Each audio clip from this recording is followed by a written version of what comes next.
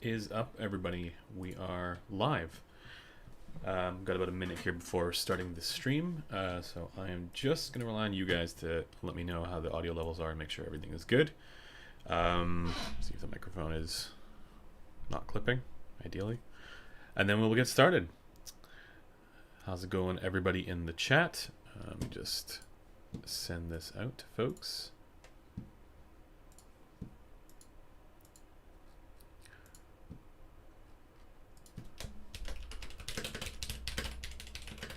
You can hear the sounds of the dulcet tones of my keyboard clacking away in the background.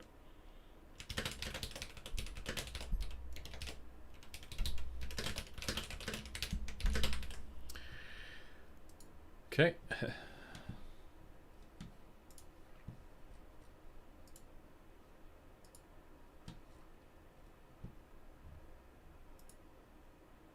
Thank you, Seb, if you're in the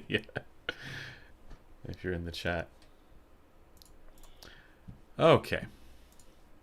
I think we're ready to go. So,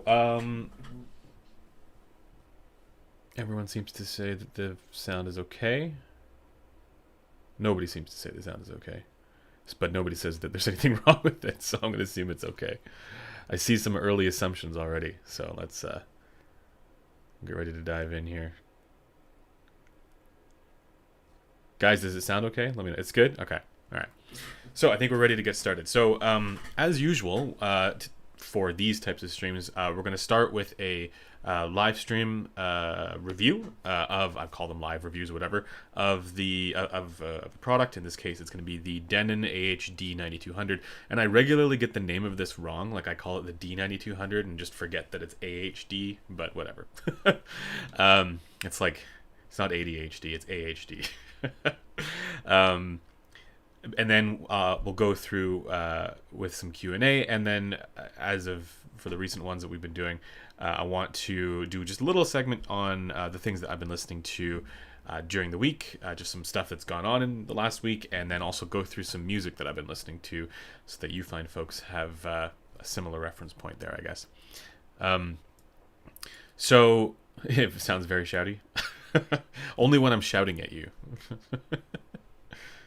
Finally some blam. Well, we'll find out. So this is, so let's get started here. Just so that everybody is aware, this is the Denon AHD9200. This headphone is available up on headphones.com. So that's where this came from. This is directly from the warehouse. All the usual sort of stuff applies. If you guys are new here, consider subscribing to the channel, and definitely check out our Discord linked in the description. And if you are interested in more information on this and other headphones, check out the audio files. That's our review section up on headphones.com. So with that out of the way, let's get started. Of course, nobody's paid me to say anything in particular about this headphone or anything. And so these are all my honest thoughts and opinions. So with the Denon AHD9200, why is this review unedited? Because it's live. With the Denon AHD9200, this is a closed-back headphone, closed-back over-ear dynamic driver headphone, and this one comes in at a whopping $1,599, and this one uses a 50 millimeter dynamic driver with 24 ohm impedance. It's also not the sensitivity numbers aren't published, but it's not particularly difficult to drive. It's actually very easy to drive, to the point where if you have a particularly powerful or noisy amplifier, it may actually be an issue for you. So you don't want a crazy ridiculous amplifier for this. I've been running it out of the Zale HM1 in the studio when I've been doing most of my evaluation, but then also here at home I've been running it out of the THX AAA1, and the DAC for the Zale is I'm using the Matrix X Saber Pro, and here I'm using a Sonko Zale QXD1. So that's for the folks who need that information. But let's talk about the build quality, the design, and the comfort here. The Denon D9200 uses bamboo cups, wood cups, and I really like the way that this is done. Ordinarily, you guys know me, I don't like wood on headphones unless it's done in a very classy way, like the way that ZMF does it or the way that Odyssey does it, in a way where the fact that it's wood feels special. And for reference, I really don't like the way that Hi-Fi Man does wood on the headphones, like the wooden veneer on like the Sesvara, for example. I'm not a fan of that. This is not quite like what you get on, you know, the Odyssey style of wood on their cups, and it's also not like what you get on ZMFs, but it's not bad at all. It doesn't look gaudy. I mean, this is real wood, and you can tell by feeling it as well. So I think that this, if you're going to do wood on headphones, this is not, it's not the best way of doing it, but it's also not bad. I don't know if you guys can see that. Make sure that I'm not in the frame so it focuses on this. And then for the yokes, this is actually kind of crazy. I'm just going to move this a little bit. I'm sure you guys can see this. But like the yoke here is unbelievably thick and sturdy. This is feels like a metal piece as well, but I could be wrong about that. So the construction and everything about the construction here, like for this piece here, the swivel mechanism, and then this piece as well, like it all feels incredibly sturdy and well built and rugged. You get really soft, comfortable leather ear pads, much better than what they had for the ear pads on like the Fostex versions, like so the older versions of these, which were sort of based on Fostex designs. There's a similar trend there with Fostex ear pads as well. And while these have a similar shape to them, these feel much nicer. And then the top headband is this very nice, high-quality leather material. There's the usual sort of extension mechanism for the arms. And mechanically, I think this is actually excellent. This is really, really solid. It is extremely comfortable for me. The ear pads, I think for people with massive ears, they could be a little larger, but they are oval shaped at least. And so for me, I find that they are extremely comfortable. And they're also lightweight. They are not heavy at all. I'm just going to see if the weight numbers are published. No, let me just weigh them. We're doing it live. I'll give you a weight number here, but just know that this is not a heavy headphone. I have a scale. It's my little cocaine scale. Multi-purpose. I'm just kidding. It's not meant for that, but it could be. All right, so here we have, just see if I can place it. It's showing 376 grams. So under 400 grams with this one, meaning that you will have no problem wearing it for a long period of time, over the course of an entire day if you like, as I've had no problems either. The pads are also removable, which is great. I'm not going to do that now because it takes a bit to get them back on. But yeah, removable pads, always nice. Now, I think that's most of the stuff for the build quality, design, and comfort out of the way. I guess aesthetically, it looks good. But yeah, it's not going to be for everybody. So you guys can let me know what you think about the looks. Sorry for the noise here. I'm just going to show you that you also get a bunch of things. It's nice to have things. You get cables. 2 cables that come with this one, a long one and a shorter one. The termination here is 3.5 millimeter. I just put the plug on, and then the other termination is 1/4 inch. I'm just going to put those away. And obviously, no, they do not magically change the sound. If you're interested in cables and whether or not they make a difference, we just recently did a video on that. Yeah, with these ones, don't worry too much about that, because I think those cables are fine. Now, let's talk about the sound quality. And just give me 1 second. I'm going to pull up the graphs.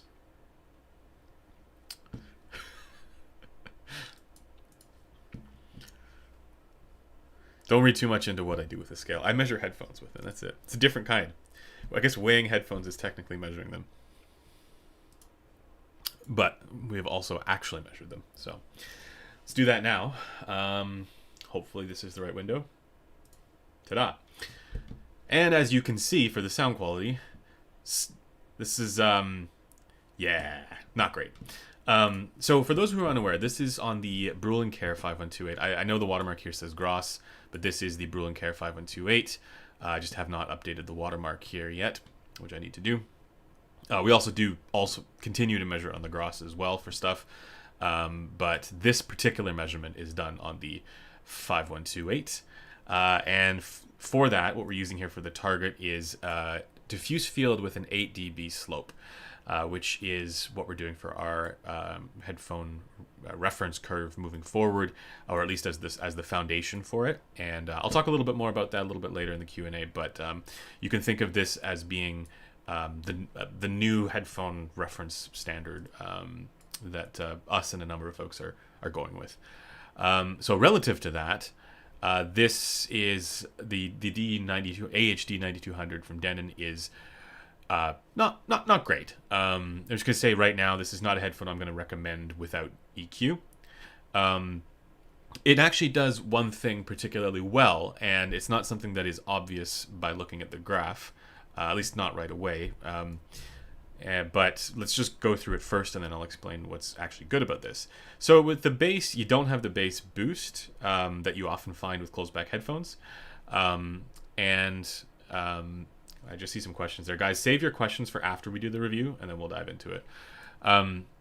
So it doesn't have the bass boost that you commonly find with closed-back headphones. That's actually one of the things acoustically with closed-back headphones that you can do that is more challenging to do with open-back headphones. And with the Denon AHD9200, it's unfortunate that you don't really get that. I mean, you do get bass presence. It's all the way down into the sub bass, so that's good. But it would be nice if they were able to kind of lift it just a little bit, right? Then you have a little bit of a pronouncement here through the mids, and this does come across with a slight swelling of fundamental tones. You'll notice the 600 region, relative to the rest of the balance, is a little pronounced, and this becomes a little bit more obvious when I change it to the compensated graph. So let me just show that here real quick. Right, so this region is what you hear dominantly throughout. It's harder to read that with the raw graph, so I like to show the compensated one to kind of demonstrate this.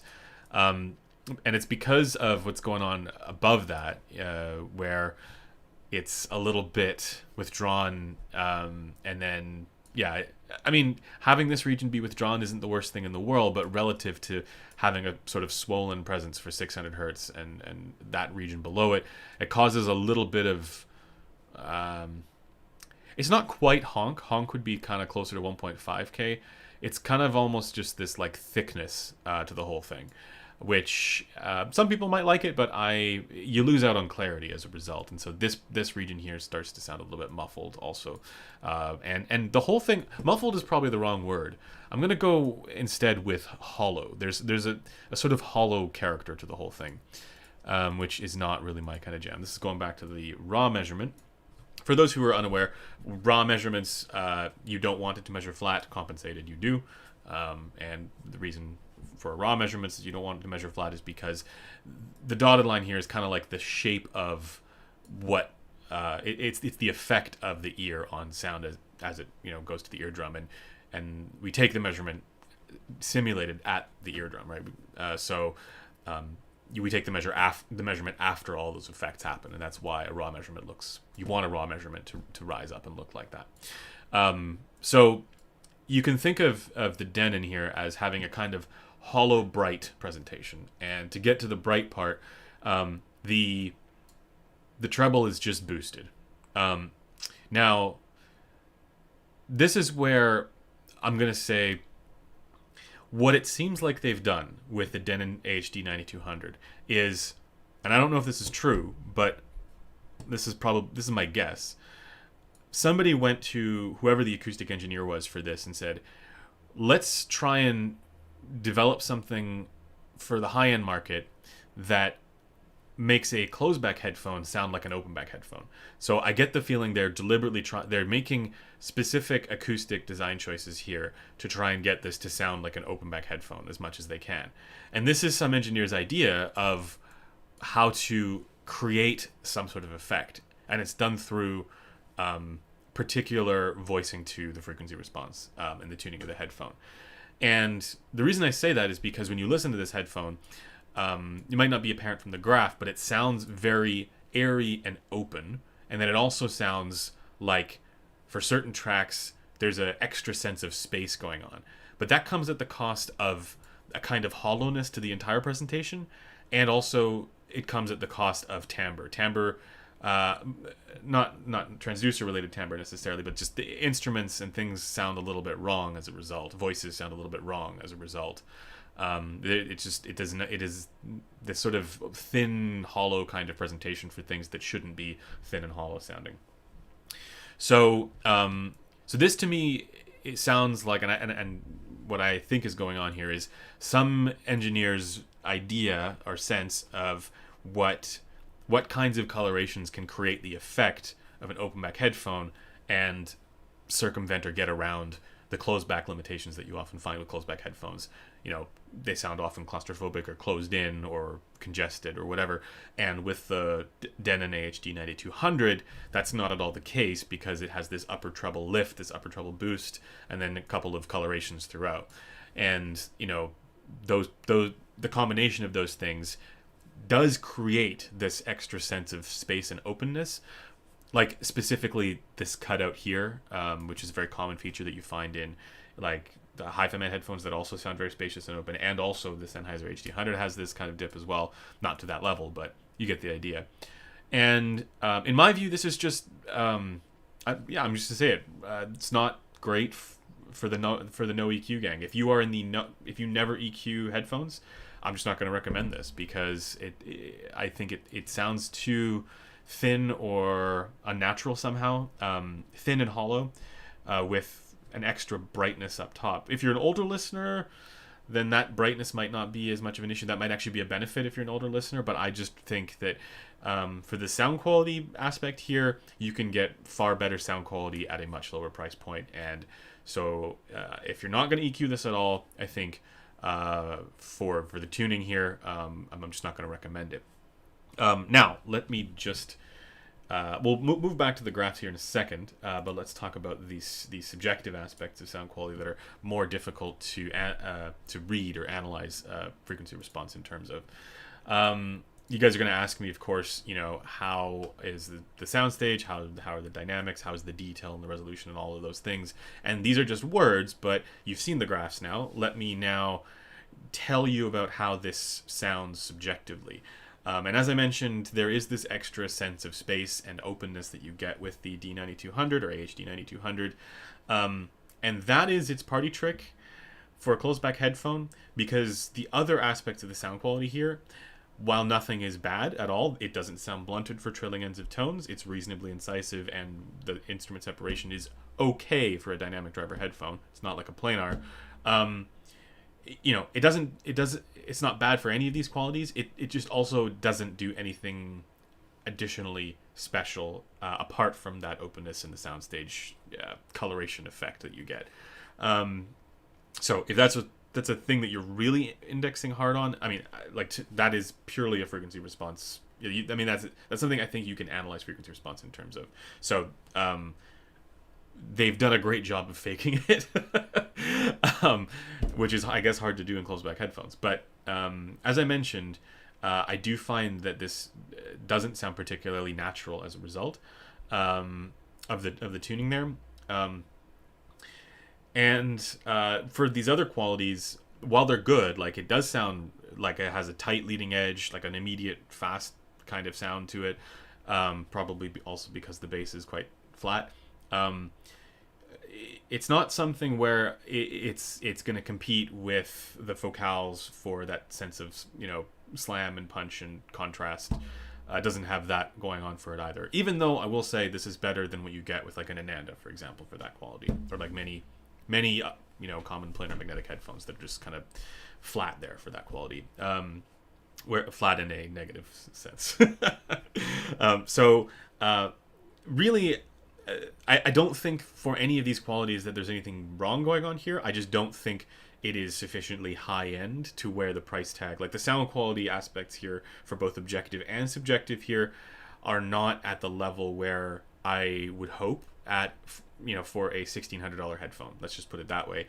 Like if this cost around $300 or $400, I think that there would be a reason to consider this.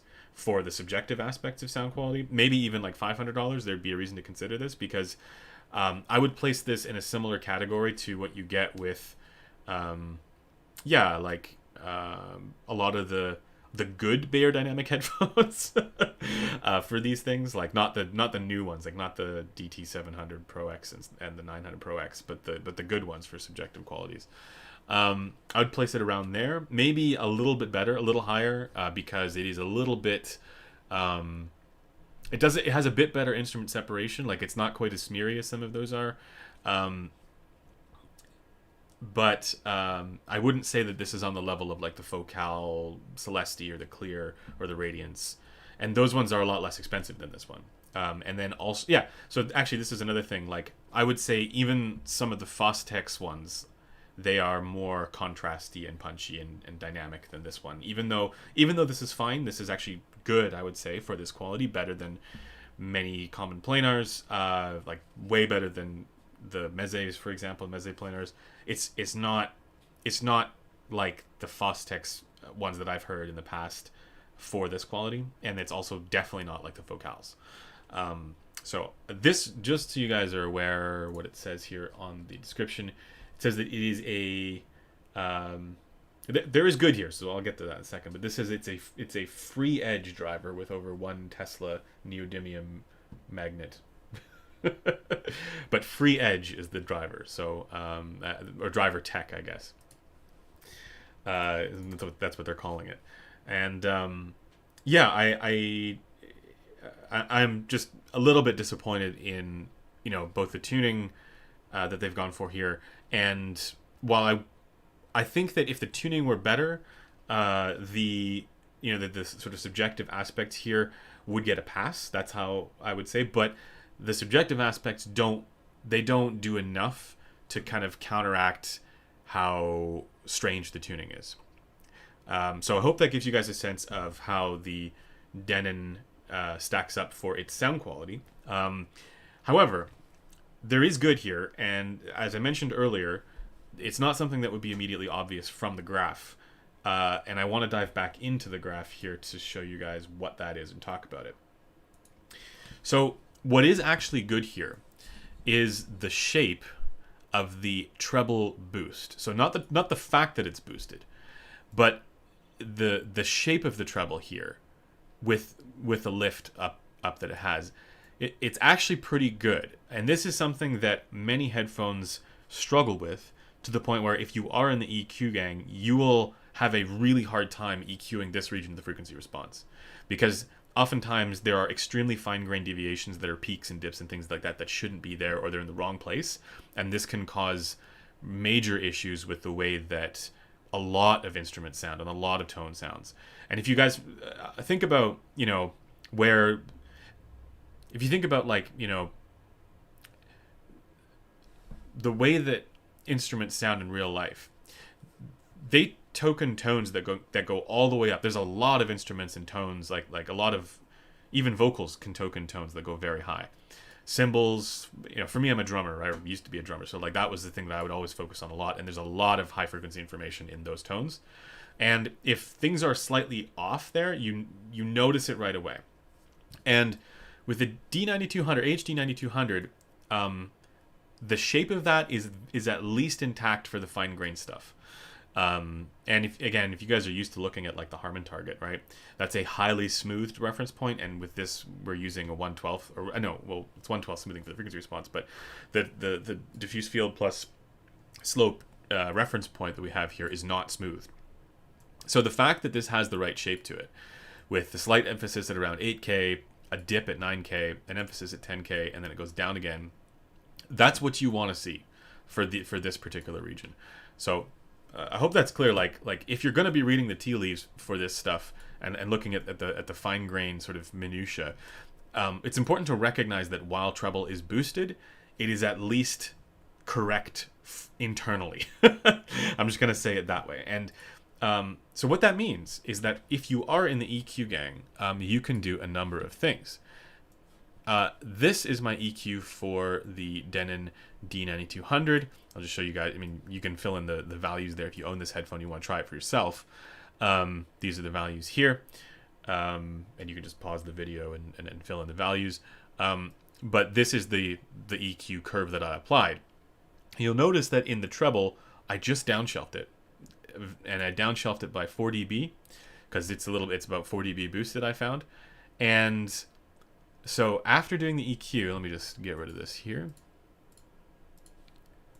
That's what I ended up with. I think I don't have the bass quite this high, but I gave it a little bit of a bass boost because I'm Canadian. Yeah, I gave it 2.5 dB. Um, and yeah, I like a little bit more relaxed ear gain than the reference point. But then, for the rest of it here, it actually sounds incredibly good like this. And so, if you are in the EQ gang, I'm still going to say, yeah, you can probably get better sound quality for the money. However, the Denon here is not too difficult to EQ. And that is a nice thing about it. That's why I say, like, it does do one thing well, and it is that if you do decide that you want to kind of balance out the tuning a little bit, it's very easy to do, and it doesn't involve doing actually any sort of like fine-grained subjective listening tests. You can actually EQ it fairly easily, just by downshelving the upper treble and then filling in a couple of the very obvious gaps there, based on the frequency response, the measured results that we have. So if you own this headphone, I recommend trying this EQ profile out. Let me know either in the comments here or on the forum or somewhere in the Discord. Let me know what you think of this EQ profile with this headphone, how it sounds. Does it improve the sound? Do you prefer it without EQ? This is all stuff that we love to hear about. So that's basically what I think about the Denon AHD9200 right here. Bottom line, I think you can do better for the money, for sound quality, even in closebacks. And just as a comparison point, focal radiance is less expensive than this, and the tuning is a lot better. What other closebacks are around 1600? Maybe that's like a gap. I don't know if there's that many. There's some ZMFs that are around that price, I believe. I think the Icon is around that, maybe the Atticus, and I think those ones, the tuning is going to be better.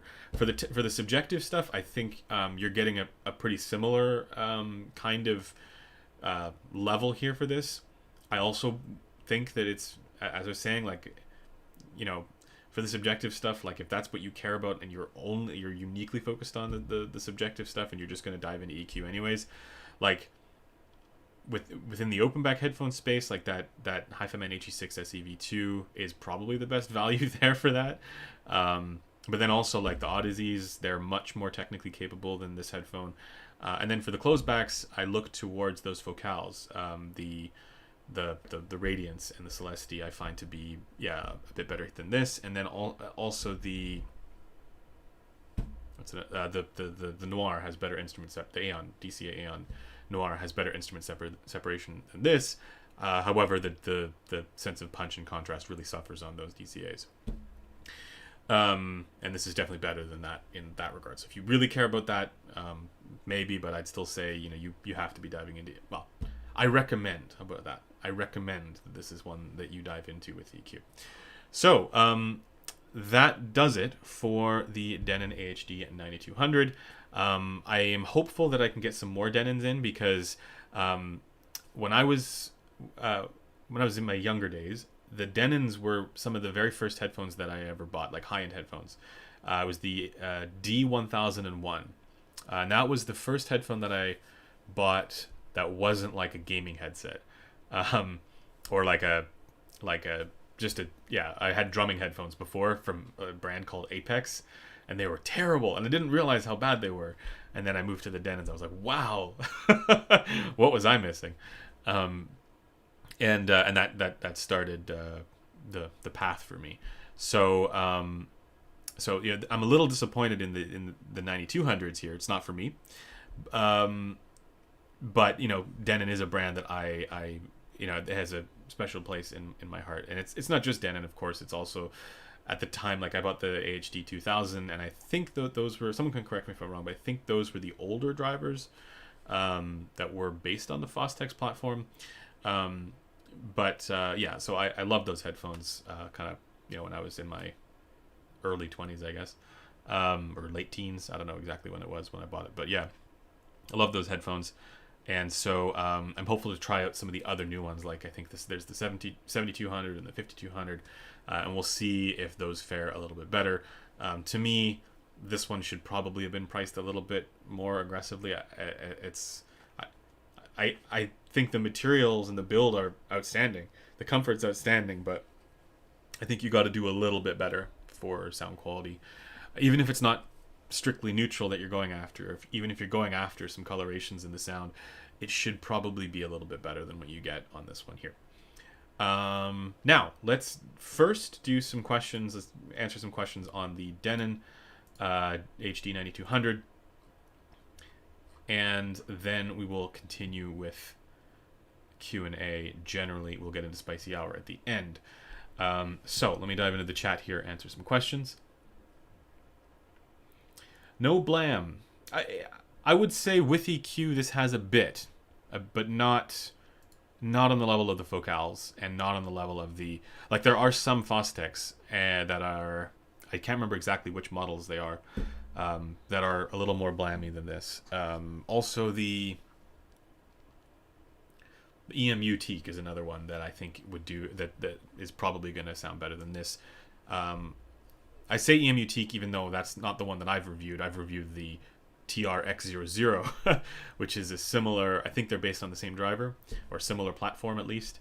And I think that platform is a better platform than these ones, even though, you know, there's nothing really bad about this subjectively.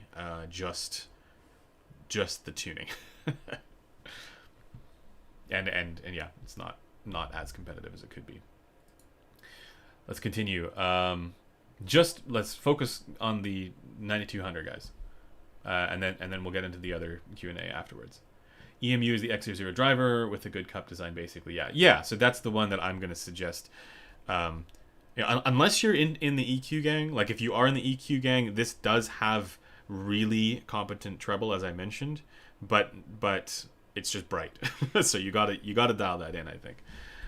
If you want it to sound natural, right? If you're an older listener, that might not be an issue, but for people my age, it was, well, for me it was an issue, so maybe other people my age it might be as well.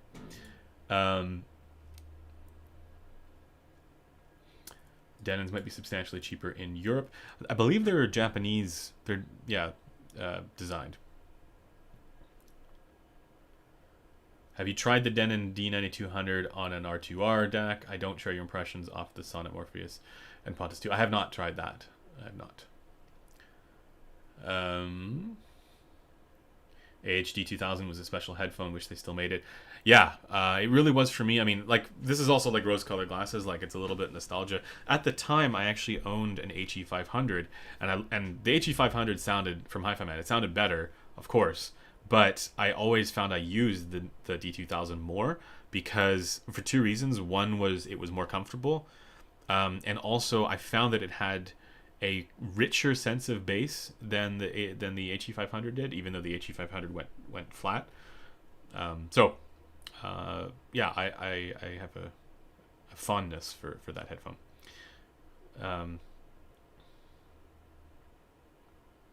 I got 3 pairs of D7200s from Amazon Warehouse and sold them for $100 on top. Yeah, that's all right. I think the D5200 is the best one out of the lineup.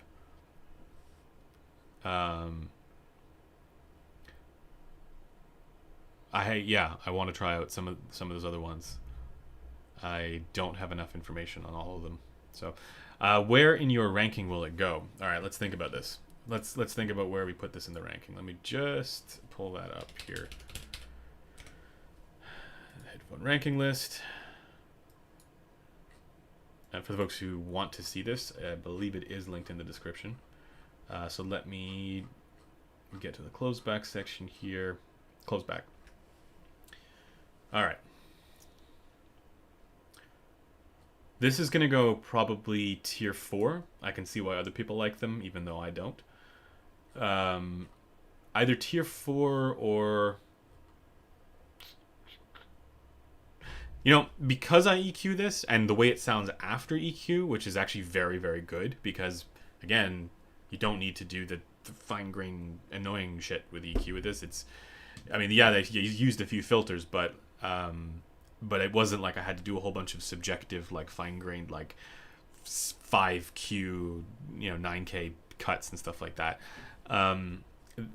There is a potential that this could go into the I could be happy with tier, but I think that the problem with this is that it's priced it's priced a little bit too high to go there. It's priced at a level where it should compete with like the ZMFs and stuff like that.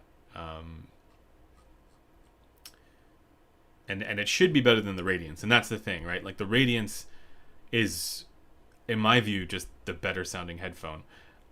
This is definitely way more comfortable than the Radiance. So here's kind of how I'm going to think about it, right? I mean, I don't have a tier for this. It's definitely not bang for the buck. I'm probably going to place it in tier 4, but if I could just make up a tier for this on the spot, it would be like tier 3 somewhere, even though it's not specifically this one, but it would be ahead of tier 4. Let's call it tier 3.5. And specifically for those who index for comfort. So this is I would be very happy after EQ with this headphone if I needed something to wear for all day, because it is very, very comfortable.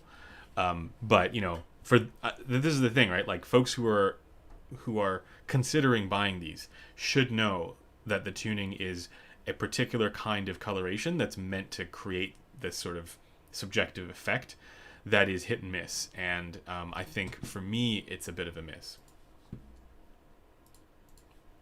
So without EQ, no.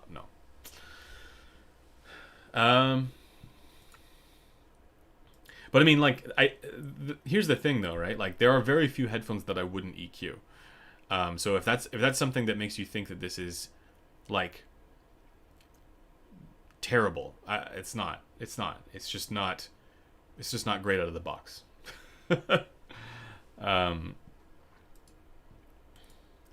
Let's continue. All right, let me move this a little closer and speak a bit quieter. I have not tried the D7200. So yeah, they're still the next. The other ones are sort of next on my radar, I guess. Elegia with EQ or this with EQ? This with EQ. This is way easier to EQ than the Elegia. Way easier. And this is also more comfortable. So this for sure with the EQ is way better sounding than the Elegia.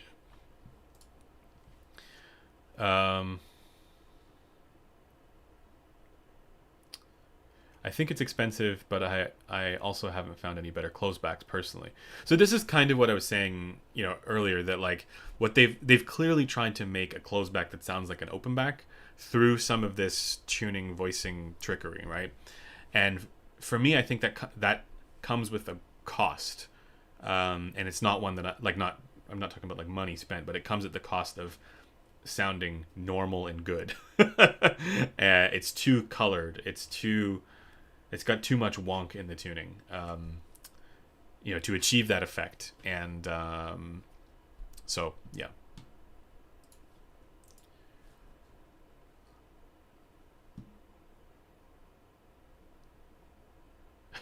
I just saw Kyle's comment. No, I don't do drugs. I drink wine. I like drinking wine. I had wine last night. I had a Chardonnay from Tom Gore. It's a California Chardonnay. It's very nice. D7200 versus Elegia. Okay, that's one that I need to compare.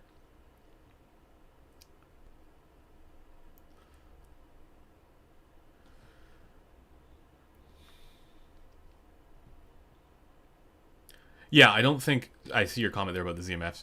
I don't think that this out of the box is on par with the ZMFs, but if you were to EQ this and if you were to EQ the ZMFs to a similar result, I think subjectively for those qualities they'd be pretty similar. So it's, as I was saying before, like it's not that it's bad, it's good for these qualities, but it's also not as good. Like you can get better at much lower prices, like with the Odysseys or that HE6SE V2 is more technical. So even though I think you have to EQ those as well, at least I would, you know, when you do, those ones, they can give you a bit more. And so that's why I think, it's probably not, the value that you would hope for at this price point. And value isn't everything. If you index again highly for comfort, and this is why I think for me, like, it is one that I could see myself actually using after EQ. Unlike many headphones, where even though the sound is there after EQ, I'd never use them because they're so heavy or uncomfortable. These ones are not like that. They are very comfortable. But other headphones, I don't think EQ would be a requirement for them to sound competitive. And with this one, I do think it is a requirement for it to sound competitive with other stuff that you could get at that price point. And again, I point to the Radiance because, I know it has a bass bump, but as far as the rest of the tuning there for the Radiance, it's very, very good. It's still one that I personally would EQ, and I think, it's like Chrono also would EQ it. Those of us who get into this stuff and are focused, heavily on sound quality, we're bound to, there's no such thing as a headphone that we wouldn't EQ. But those ones, the nice thing about it is that, like, you can recommend it to your friend who's never going to EQ, and it's still going to sound pretty darn good because it's pretty solid out of the box already. Whereas these ones, unless you're an older listener or you're specifically looking for that kind of coloration, I'd have a bit of trouble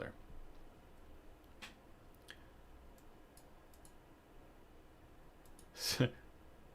EQ is the only drug Resolve needs. That's right.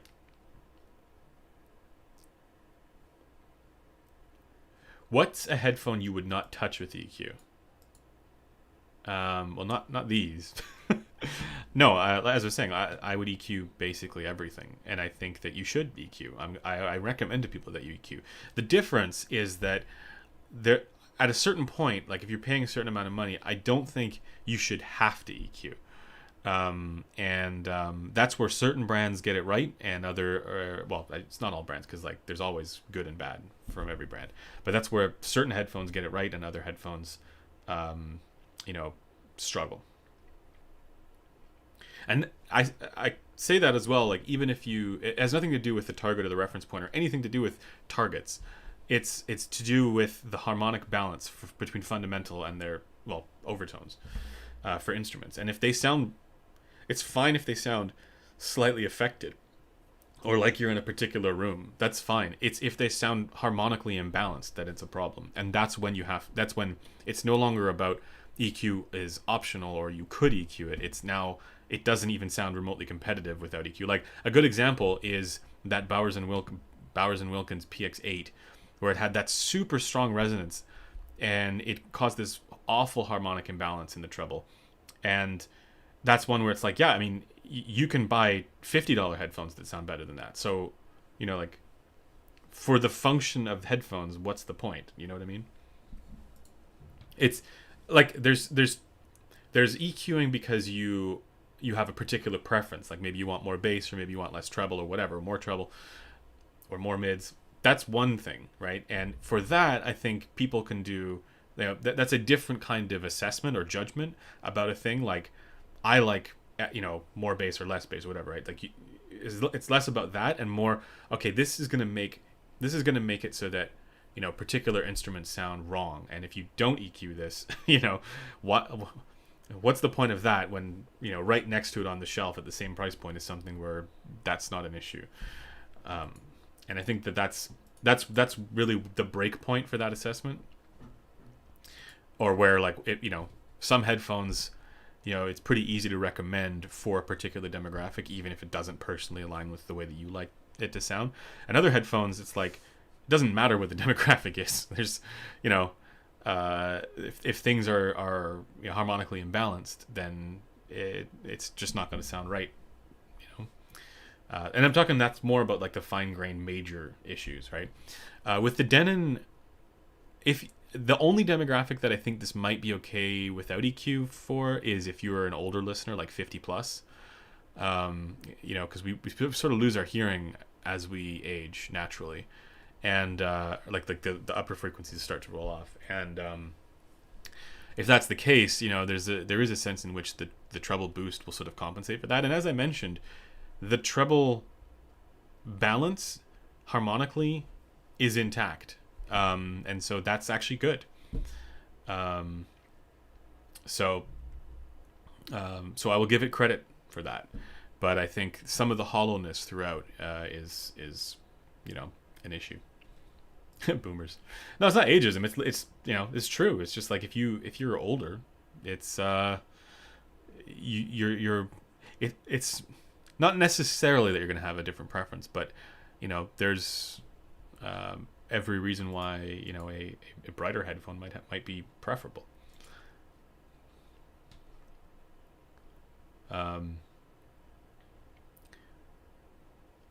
Do you EQ a car stereo? Yes. Qdelix 5K, plug it into the aux. I need to get a new car. But yes.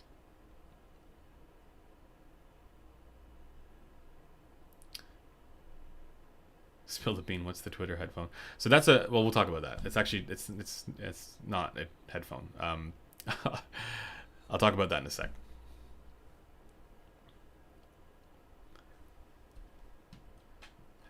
Are there any more questions on the D9200? Maybe I missed it here.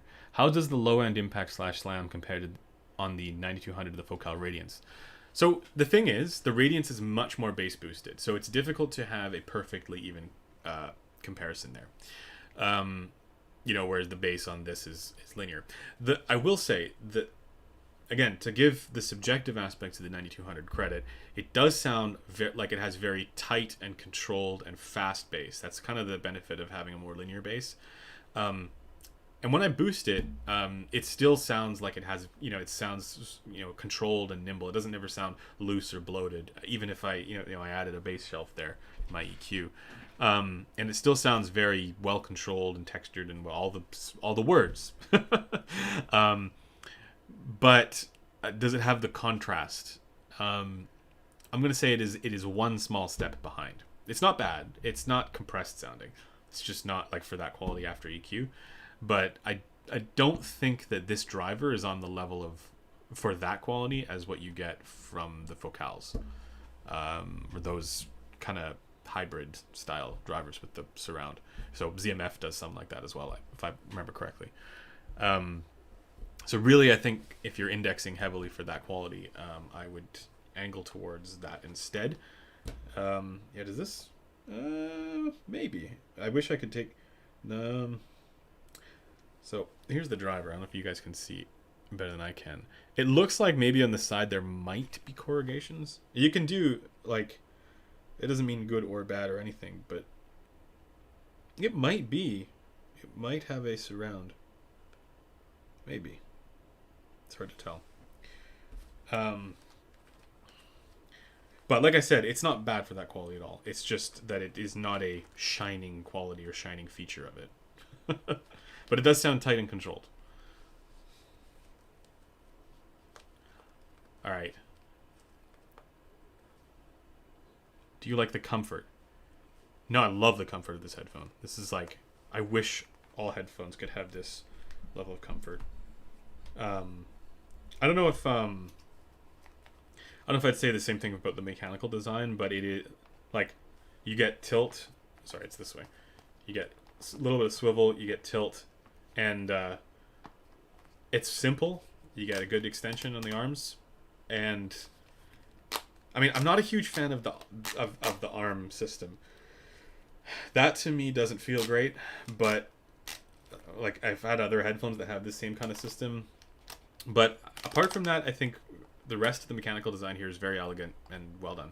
So no complaints on that front at all. But does it sound shouty? No.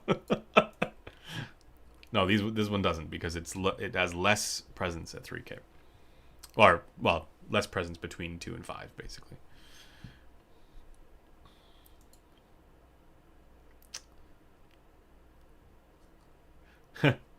All right, so that's let's move on from the 9200. Just before diving into Q&A and Spicy Hour, I'm going to give you just an indication of what I've been listening to for the past week, and then specifically some music that I've been listening to for the past week. So headphones that I'm listening to, apart from the stuff that I reviewed, like the Denons, I've been spending a lot of time listening to, um, and also EQing the Headphone HE6, the original, to the new reference point on the B&K 5128. So I have that data now. I have both the reference EQ, and then I also have my own personal one, which is very close. Um, and Yeah, it sounds amazing with the HE6, the original there. Now, I've also spent a bunch of time listening to the HD600, also to get an EQ developed for the reference point, and you'll see why. And then the Hi-Fi Edition XS, the HE400 SE, and the LCD XC. And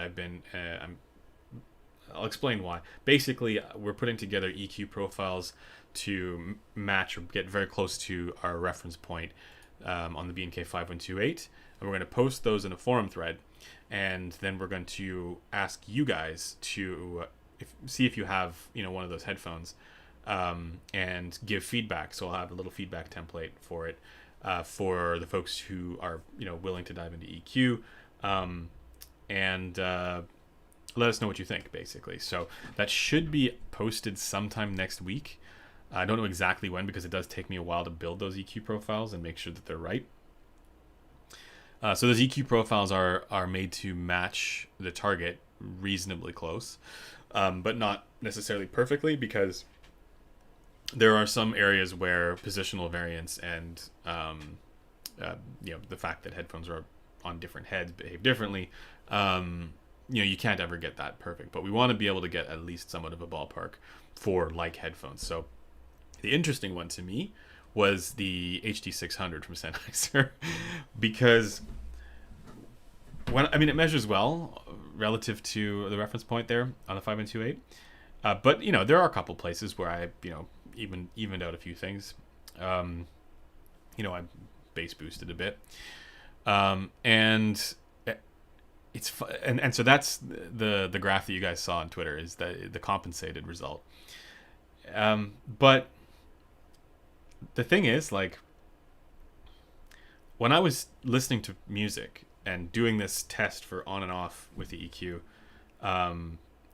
it did sound different on some tracks, but there were also some tracks where, I wouldn't have been able to identify which is which, which is with EQ on and which is with EQ off. So for the HD600, so it's kind of remarkable how close it got. There are a couple places where it was a little bit more noticeable, like obviously the bass. I gave it more bass extension down to 30 hertz. But that one was very, very close. With other headphones, I'd say almost every other headphone's way more obvious than that. So so those are the headphones I've been listening to this past week. And again, look forward to that, those EQ profiles up on the forum shortly, within the next week ideally, and then I'll have a video as well talking about the 5128 and showing how those headphones measure as well. Then for music, I am going to give a shout out to Dr. Sean Olive, who recommended to me on Twitter Samara Joy, who is a jazz, more sort of like traditional style jazz singer. She's very young, but she sings in a very traditional style, and does a lot of the sort of jazz classics, with at least the album from 2021, self-titled. So I've been listening to that, and it's very, very good. Her she's a very good vocalist, but also the instrument players in her band, or whoever's doing the instrumentation there, they're all very, very good as well. Then what else? Other stuff that I've been listening to. There's an album called Overgrown by James Blake, and I only really I liked the song Retrograde, but then I just started listening to more, and this is one of those albums where the mastering on it, I'm not sure if it's the mixing or mastering or what, but it's done in a way where it kind of cheats. Like, there's those tracks where they'll sound good on like everything. They'll sound really detailed and rich on everything, and I feel like that's one of them. But then I found myself, I kept listening to the album, so yeah, I thought it was all right for the album. Then I've been listening to a live album called "We Like It Here" by Snarky Puppy. That's more of like a kind of like a fusion band, but I like that one because it's a well recorded live album, which is somewhat different from studio productions. And if you guys want the slam track, the track is called Trinity, also by Snarky Puppy. Listen to Trinity, or it's just a very, I don't know if it's like the full. It doesn't necessarily go all the way into the sub bass, but it is a hard hitting track. I'll just put it that way. I think that's mostly it for the new stuff that I'm listening to. Other stuff on my current playlist, I think I mentioned this before, but Esperanza Spalding is on there, very regular feature. And what else? Oh yeah, if you guys want a really good recording to test headphones on, check out. It is a song by Eric Clapton called "Change the World" on Clapton Chronicles: The Best of Eric Clapton. And regardless of whether or not you like Eric Clapton, that song is very well recorded. And so what I mean by that is like it tokens the low stuff and it tokens high stuff, and there's a lot of albums where it's like everything's in the mid range, and it's like, well, I don't know if it has if it's a good headphone, because music doesn't hit either end. It's hard to test extension on most stuff, but that one you can. So that's pretty much it for music that I've been listening to this past week. The rest of it is mostly stuff that's on my recommended playlist for music listening. Shout out to Sean Olive in the chat. Yeah. Yeah, she just won a Grammy. Yeah, I can understand why Samara Joy won a Grammy, because that's very, very, like, yeah. It was funny because I recommended a Danish singer called Sinne Eeg to Sean, and then he recommended Samara Joy. So yeah, shout out to Sean Olive for recommending that.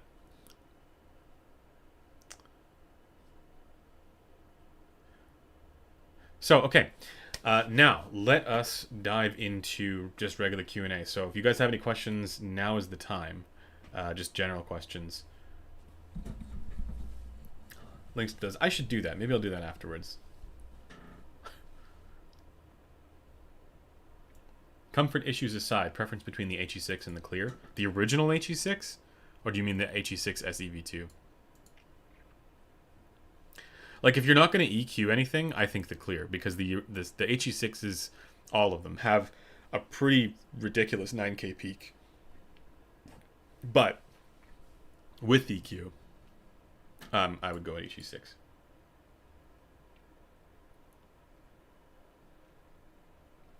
Yeah, I need to check out those D7200s. People recommend them and talk about them a lot. So that's next on the list for me. Oh, you missed the 9200 cutoff. Would you mind answering still? I always found that the 9200s have a weird timbre. This is what I'm talking about. I think you found it describing it as honky. Did the EQ clear that up? Yes. So the EQ makes it sound bloody fantastic. I'll just put it that way. And that's not something I can always say with headphones that I EQ, because they often have like fine-grained issues in the treble that are difficult to analyze on the graph, or difficult to identify on the graph, because it's never a matter of just fixing one thing when it's kind of like that. It's always a matter of like, okay, you have to get the balance and the relationship for fine-grained information right. And thankfully on the 9200, it is right for the fine-grained stuff, for, up there. It's just that the wide Q stuff is where the issues are. So you gotta dive into EQ and fix some of those the wideband issues. So again, as I was saying before, if you guys have the 9200, try out that EQ profile, because and I want to get your guys' feedback to see what you guys think on that EQ profile, because that's how I'm enjoying it. And yeah, be curious if folks other folks hear that the same way.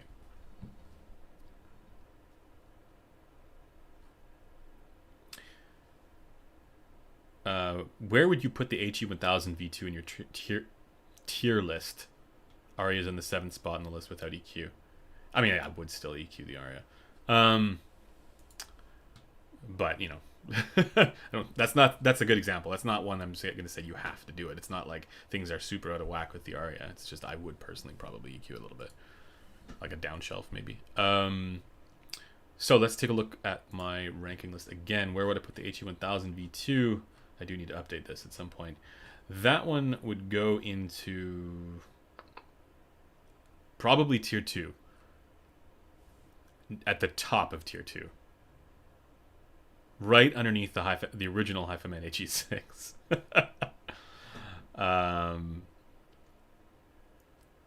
Either that or, well, there is an argument that it's with EQ, it's in tier 1 because it's not far off. And like for me personally, I would probably use that over a CA1A even, and probably over an LCD4 because it's very light and it's very comfortable. So I can either tier 1 or tier 2. I'll put it that way. I'd have to think about it a little bit more.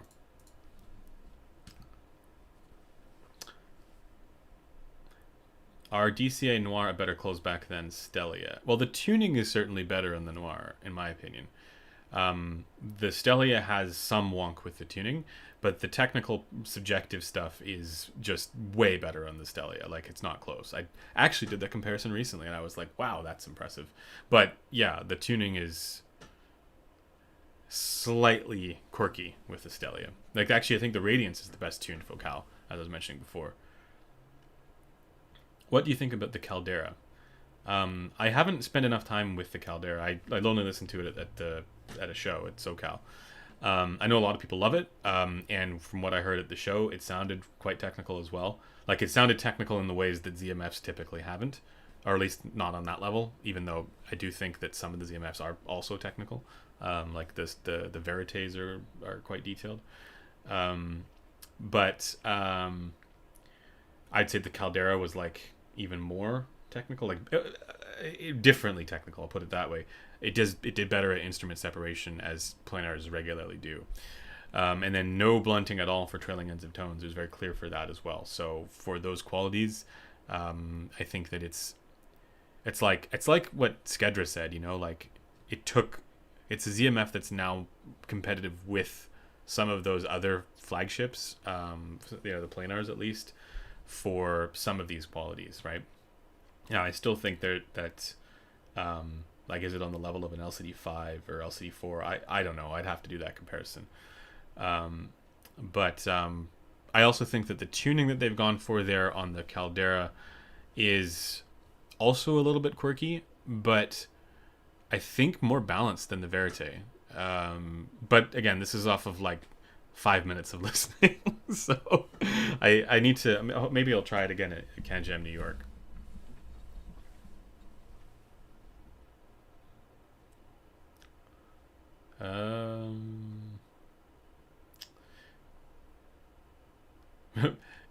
EQ gang is worse than the pad swap gang is worse than the mental burn-in gang. See, I would go EQ gang, then pad swap gang, then mental burn-in gang. Mental burn-in gang is just copium. I guess it's not true if you only have one pair of headphones, and that's what the world sounds like to you. No, that's what everything sounds like to you, and then when you go in the world, you're like, what is going on? I have Sundara, Aria 650, DT 1990. I'm missing anything on reasonable price to complete the collection. Jazz and classical music only. I know what you're missing. EQ. I think you can sell both the Sundara and the 19... Well, you certainly sell the 1990. Unless you're using it for gaming or something. Because maybe I think the brightness is good for that.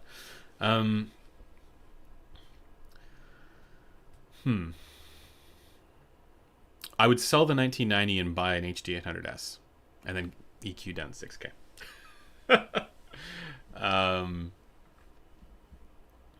Otherwise, yeah, you're missing an Odyssey LCD2F or LCD-X 2021. I don't know if that's reasonably priced. Probably not.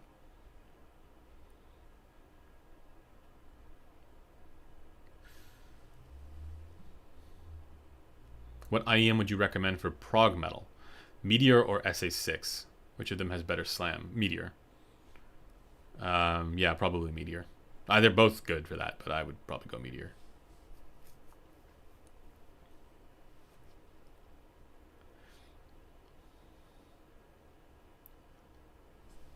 Oh man, you guys are going crazy here.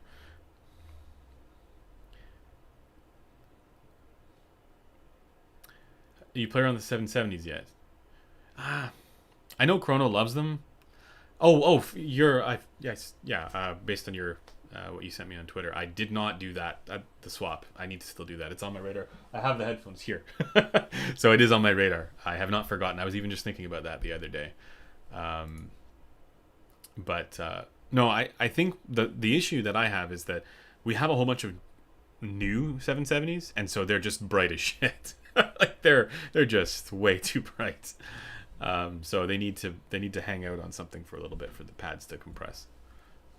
Same with the 990s; they're just ridiculous. The 770s are not nearly as bad as the 990s, but they have they're still sibilant, I find. But I think for the technical, that driver is a good driver.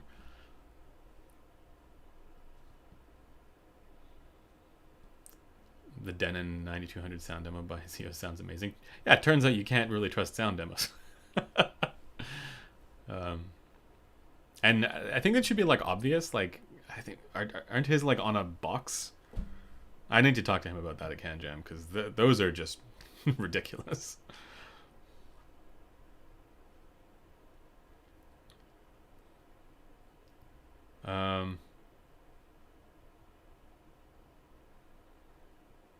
Mental burn-in equals you can get used to sitting on a nail. I think there's probably a limit to that, if I think about the worst headphones I've heard. Yeah, I probably couldn't get used to listening to the Drop Panda or the frickin' Andover PM50. There's no way I could get used to that. Maybe I don't think I could get used to a DT 1990 either. The peak is just so ridiculous.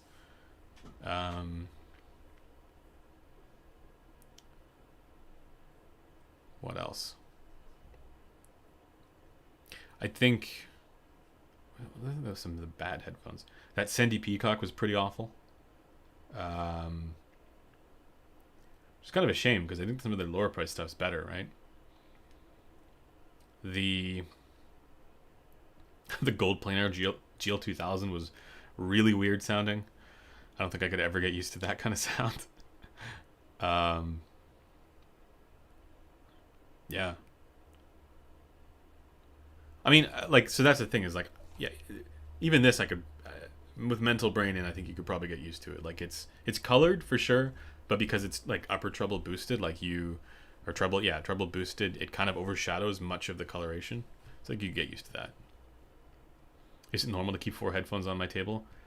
I mean, I have 4 as well. Yeah, plus IEMs. I've not tried the TH909. That is one that is on my radar. Yeah. Did you try the new Sennheiser 660S2? Yes, but I'm waiting for another unit because our unit, I don't know if it was defective, but I want to double check because the result was not great and didn't match what I saw from their official measurements. So I don't want to release that. I want to wait until we get one from that's a proper retail unit.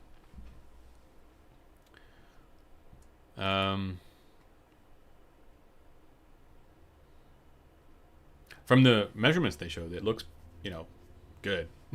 But yeah, we'll see. I hope that shows up actually next week so that I can release the measurements. The one that we have that I measured like a month ago almost. It was not a production unit. So I don't want to I'd rather get a production unit than publish a non-production unit or information about a non-production unit that's not representative. That doesn't seem right to me. Please don't bring up Drop Panda. That gives me trauma. Yeah.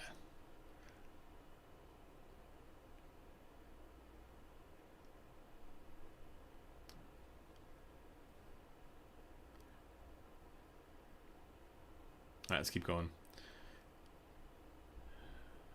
HD700 is the worst you've heard? I've heard worse.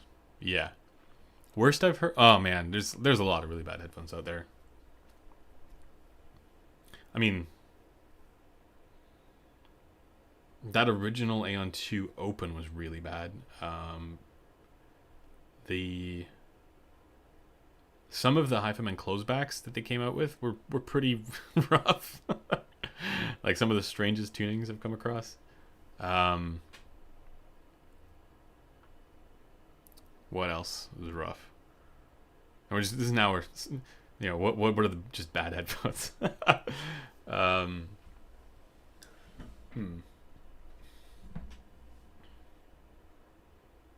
Oh yeah, here's a spicy one. Ether 2. And I say that, I probably would take an Ether 2 over an Expanse. I mean, I would take a 400 SE over an Expanse. It just does not work for me. But I do know there are people who love it. So one man's trash is another's treasure, as I've been told.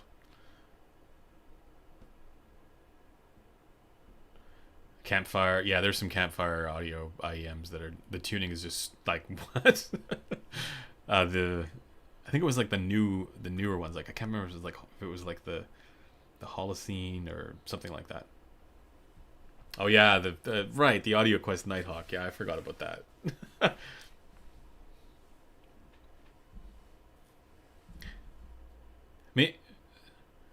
Like I remember when I first was getting into reviewing, and I remember, I don't know if it was I can't remember if it was the Nighthawk or the Night Owl, but I remember like thinking, oh yeah, this is what people must like when they say they like warm headphones. But no, like HD650 is a warm headphone.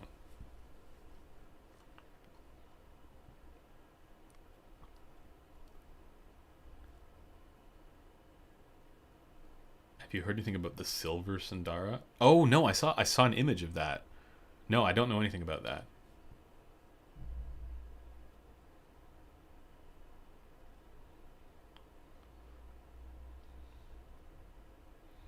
Yeah, Andromeda and Solaris OG are good. I did hear the Supermoon, and I thought that was pretty good as well.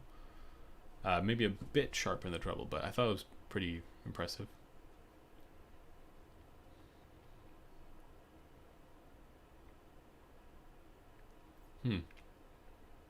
I'm not sure about the Starry Night. I haven't heard about that one, so the wave might need to be a bit bigger.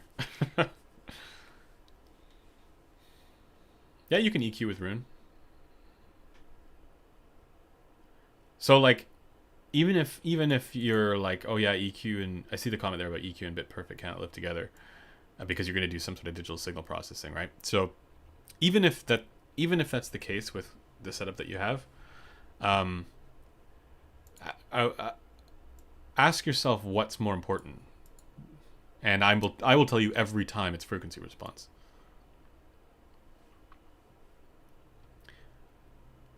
Until you can reliably, not you specifically, but until it can be reliably demonstrated how much Bit Perfect matters, in a blind ABX or something like that, I can tell you frequency response every time.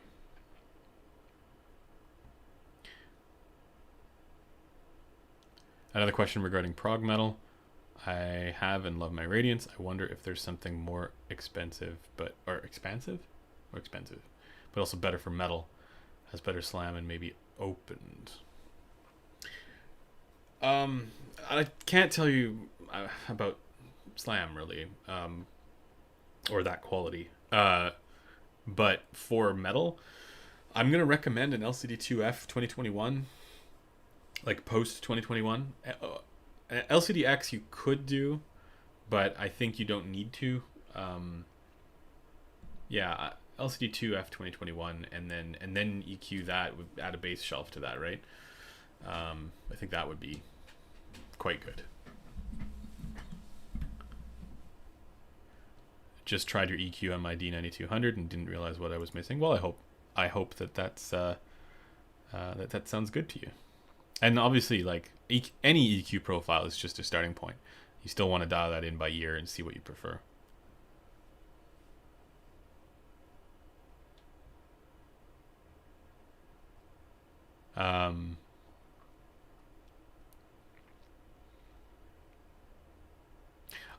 I have not tried the 7200, so I can't weigh in on that. I tried it like a long time ago at like a brick and mortar shop that I walked into, but that was like, I want to say like 8 years ago. That wasn't out 8 years, like 6 years ago, something like that. Wait, when did the 70? Maybe that was that would have been the 7200 because they had gone to this new design. So I think it was like right when they switched over. I tried it, but I don't remember. Best tuned IEM you've heard except for U12T. All right, so I have an answer, but it's for an IEM that's not out yet, and I'm very excited for it to come out. And it's not perfect because I think nothing is perfect, but and I still EQ it, but because I actually think that the U12T is, I wouldn't say the U12T is like, it's well tuned in the sense that everything sort of makes sense for its various different frequency ranges, but it is not neutral, or like it would be only neutral for folks who really don't like 3.5K. Like it's pretty relaxed in that region, or like around 3K. So I don't know if I could talk about the IEM that I heard that has a better tuning. Yeah, but it's an IEM from, I'll just tell you this much, it's an IEM from Let Shure. So there'll be information about that soon. Other than that, I really like the way that the Symphonium Meteor is tuned. I was listening to that, and there's people who are like, it's not Harman. It's like, it sounds so much better. So much better. It's amazing. So.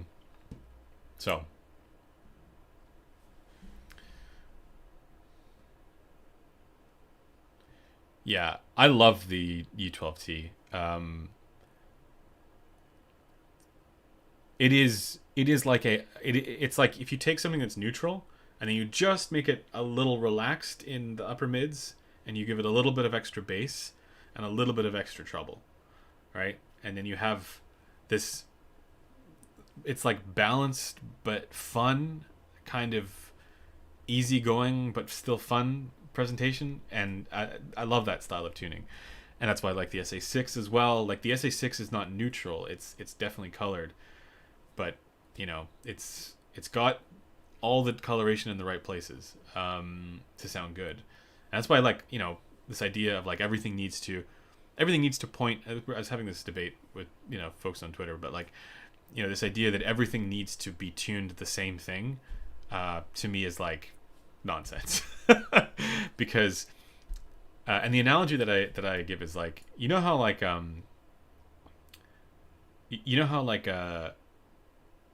lot of like fast food companies will do like market research and market testing to figure out like what's the best flavor combination for their hamburgers. And so if you imagine what the McDonald's hamburger is, and what's cool about this is like, I bet if you like took a whole bunch of different fast food company burgers or cheeseburgers and you kind of like had them side by side, you would probably have preferences and there would be differences among them, but there are bound to be similar levels of salt. There are bound to be similar levels of of sweetness or whatever, beef flavor. I don't know.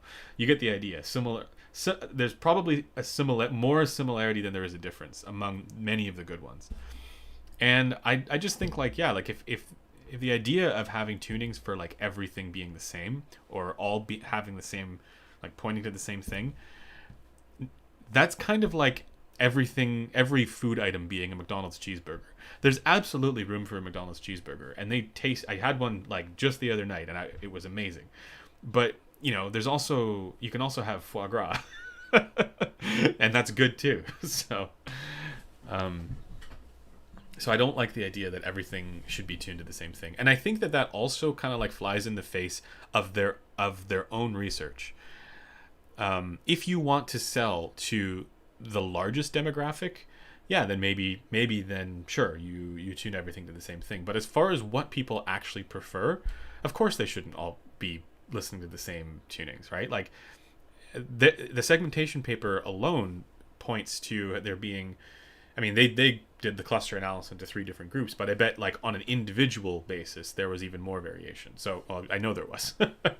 So you could cluster them into various different groups, and that makes sense. But like for what individual people actually prefer, there's every reason to look at different tunings, and not just say, you know, everything needs to fit into this box. It's almost like, yeah, it's almost like that part of the research got missed entirely. And it's funny because even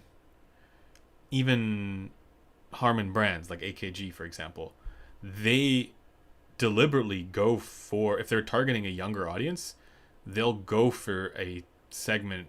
You know, they'll skew the tuning to not skew, but they'll affect the tuning to do better with that segment that they're targeting, which makes perfect sense. So the idea that everything has to be in that middle group, I don't know about that. And maybe the same is true for older listeners. Again, this gets back to the boomers thing. Maybe you want something a bit brighter, right? And you can think about it like that too. Like if the headphones you're making come out at $1,000 or $2,000, how many young people are going to be buying that? Probably not that many. And so maybe it's better to target tunings that are going to do better with an older demographic.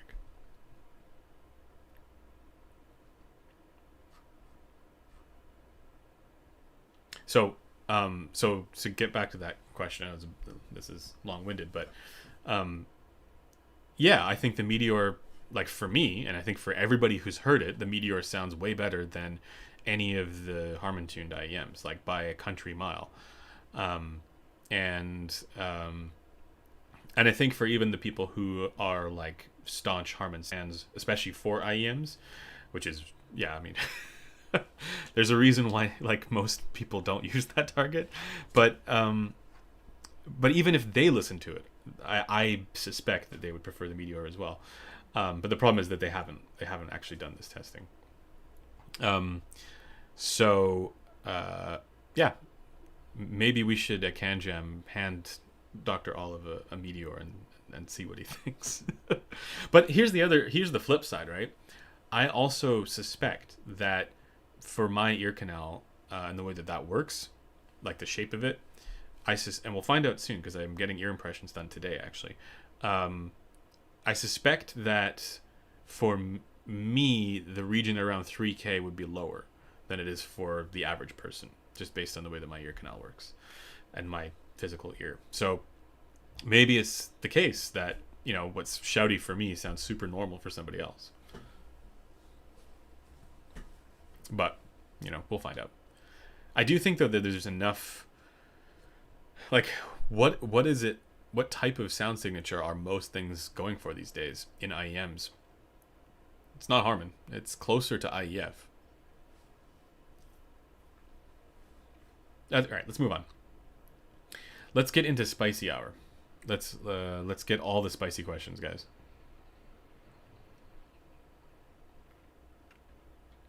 I remember you saying you don't particularly like the topping A90 or the topping sound. Is there an amp you particularly like the sound of? I mean, I've done some ABX since then with the A90 and found that I couldn't tell a difference between that and a Magni 3 Heresy, I think. And so it's certainly no better than a Magni 3 Heresy. What I don't like about the A90 is the ground loop issue. For one of the core functions, it's basically unusable. And so I recommend... I'm not sure if this issue still applies to the discrete, to the dedicated, or I think the A90D or whatever it's called, the discrete one, where they did, I don't know if it's that they didn't use op amps or what they did differently, but they didn't, I believe that one doesn't have the ground loop issues. So if you're going to get an A90, get that one. Oh, is it that the Magni 3 Heresy and the A90 use the same op amps? That might explain it. I mean, so that, like, if you, unless you're using like an HE6, you don't need an A90. You can just use a Magni 3 Heresy, or just a Magni 3, right? 3 Plus or whatever it is. So save yourself some money.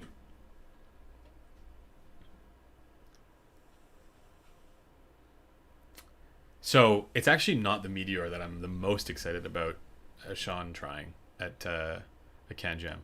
It's I'm gonna say it's something from Kryn. That's what I'm excited to get him to try.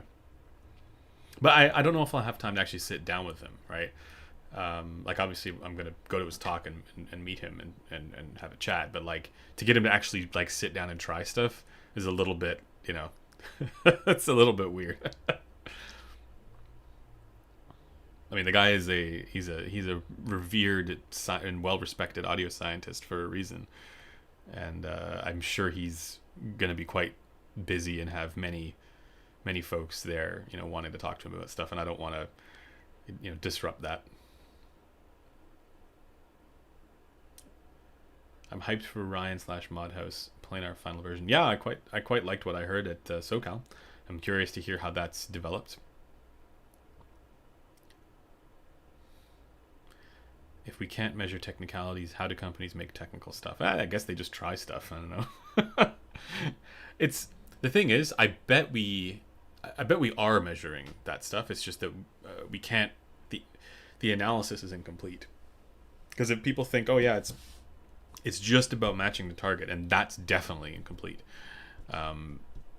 So I think the more we understand how the fine-grained, you know, elements sort of relate to one another. Again, with a unsmooth target, my thought is maybe that'll help. I don't know, but we at least have to try. We might get a little bit more line of sight or visibility on, you know, what to look for good in these types of measurements. But the reason why we can't measure, but we'll never be able to measure it perfectly, because we can't even agree on what good is. Now, I know that what I think is good, you know, Critical and Android and a number of other reviewers also think is good, and what we think is bad is also bad for them. But when you talk to people in the community, not only do you realize how much of their description is just a frequency response and something that if you change it with the EQ, they'll have a different impression of it. You also realize that for the things that, you know, clearly are, you know, more technical or like more obscure, you know, elements of the sound quality, they do disagree. They have different impressions. Like, there are people out there who love the way that the Empyrean sounds, for example. And even though I would say I would agree with Kryn, it's not really any better than a Edition XS or, you know, a much less expensive planar. You know, there are people who love the way that sounds, and they think, yeah, it does sound, you know, more technical. So or even like an even more extreme example, there are people who love the way that the Drop Panda sounds, and that sort of lopped off, blunted, you know, dull sounding effect is something that people enjoy somehow. So because we can't agree on what good is, it's like, what do we even look for in frequency response? But you know, that doesn't mean that frequency response isn't, or at the eardrums of individual people, isn't responsible for those, you know, qualities that they're hearing, experiencing. All right, let's keep going.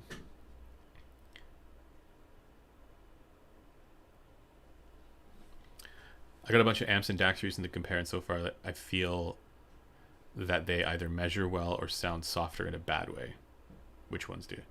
Getting an Aries 2 as my last attempt at finding any value in a DAC. I don't know. I like the $200 DACs. I think they sound good. I haven't done an ABX with like the DCS Lena, but like, I suppose we could do that now because we have the Zale HM1, and that has an AB switcher, right? You have two inputs and you can volume match and then AB. And the cool thing about, well, in our case, we can also validate the volume matching, like very precisely, because we can just measure the headphones on the equipment.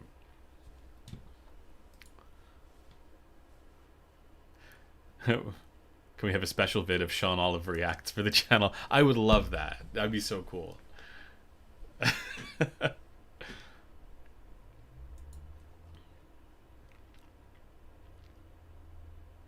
Yeah, I'd have to find like some really bad headphones for him to try. I wouldn't want to inflict that on him though.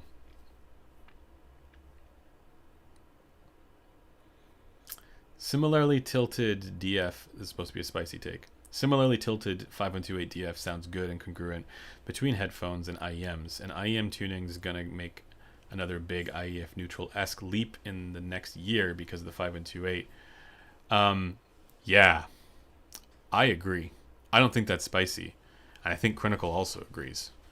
I mean, it might be a spicy take. Maybe people, yeah, it probably is a spicy take because people don't realize that you don't need a different target for over-ear headphones and IEMs, and you probably shouldn't have a different target. Like the actual, maybe the tilt could be different because people have different preferences, but the actual target, like the reference point, can be the same, should be the same. And it took me a while to like kind of make sense. Like when I first heard that, I was like, wait, what? It sort of broke my brain a little bit because I was so used to all the different IEM targets that people have out there, right? Like, you know, like everybody who has a coupler has their own target, right? So I was thinking, oh no, that, you know, everyone is used to Harman for over-ear headphones, but then nobody uses Harman for in-ear headphones. So, you know, there must be some difference there. And the way we even like read this stuff is like you know what to expect when, even if you didn't have the target there, if you saw a measurement for over-ear headphones, you would have a certain expectation of what good is there for that. And that's based on our kind of collective, you know, the collective inertia of what these targets have become. And when you remove those entirely and you go to a new system, there's a whole bunch of flailing and not knowing what good is. But, you know, even for the 7-Eleven stuff, like all the Gross stuff, we should be using the same target for over-ears and IEMs. There's no reason why, like the only reason why they might be different is if we want the tilt to be different. Like if people prefer more bass in IEMs, for example, which is what much of the research shows, that just means that the tilt should be stronger, or there should be a variable slope as listener suggested with a bass boost or something like that. But the rest of the target should be the same. Are you going to Hobby Talk? Are you going to New York to CanJam? Yeah, you have our Meteor, so if you want Sean to hear it, you need to do your review and send it back.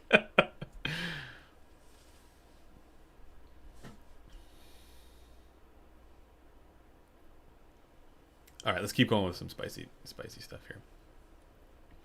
Many say $500 DACs have spatial qualities. The cheaper ones do not. I don't know about that. Or do you mean special qualities? So here's the thing with the DACs. Do DACs make a difference? Because I think the amps one, I've answered this many times, but the question about DACs specifically, I think it used to be the case that there actually was a tangible difference because of the implementation of certain off-the-shelf DAC chips being subpar. And so you would get this kind of glaring quality on many of them. And they would still be kind of like well received in the non-measurement focused audiophile space, oftentimes because of the way that they looked. Like the cases were beautiful and whatever, and they had lots of power. Like they would be associated with amplifiers, like integrated into amplifiers. But the actual like implementation was somehow not great. The last like, I want to say like 3 years, at least, the $200 stuff is as good, is like just as good as an Army ADI2 or like $2,000 stuff. It's just that it doesn't have quite the same functions, so I don't think that there's a reason to, like, if you already have a DAC that's good, I don't think there's a reason to go up to the ultra expensive stuff, unless you want those functions. Like the Army ADI2 has so much versatility and functions going on in it. Like you can do all kinds of stuff. Golden says DACs sound different and I can prove it. I look forward to that. Yeah, not anywhere near as close to changing a transducer. Yeah.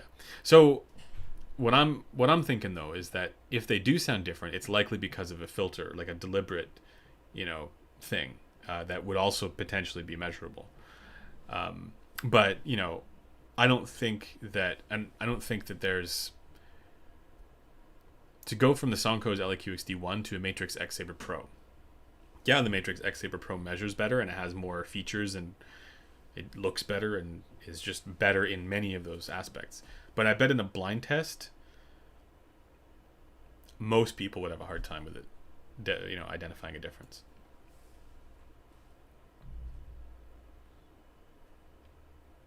All modern DACs are pretty good. I don't know about all, but my sense is that many of them are very good, even the less expensive ones.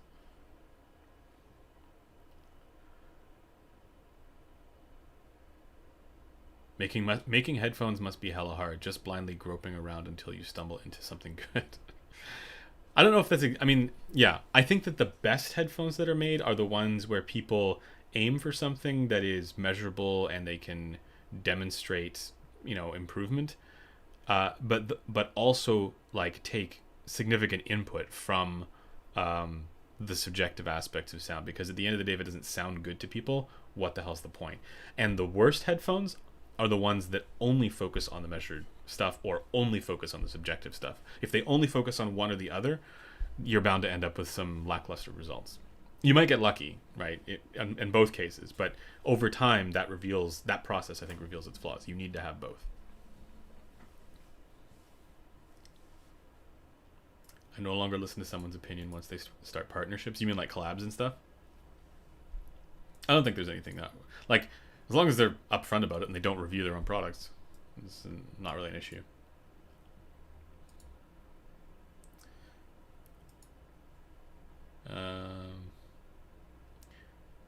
Like, I don't think there's anything wrong with Kryn doing that, what he's doing. I think the industry is better for it. That's my spicy take. Reel to reel is better than vinyl, is better than CD, is better than streaming, is better than YouTube compression. I stop at streaming, so, I'm lo-fi.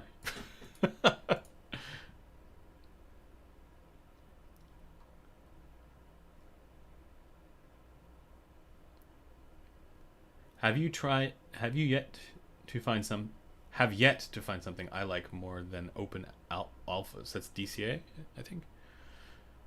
Even upgraded my amp and got a pair of HD800s and like them more. I noticed when measuring was a big mid shelf on the open alphas. Well, if you like it, then who cares?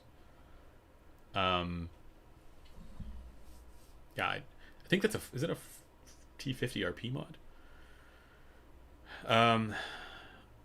Yeah, I think the industry has come a long way from T50RPs. But those are cool for a time. Get an Odyssey LCD2 F 2021 and EQ the shit out of it. That's how you get good sound quality.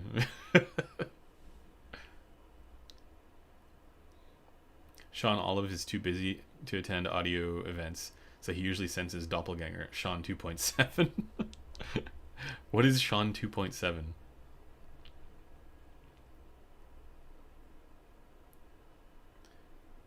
Yeah.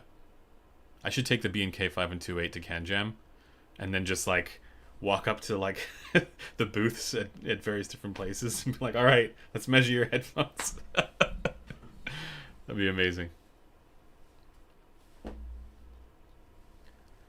Syned alone is very limited measurement. Wait, who is saying? Who's talking about Syned?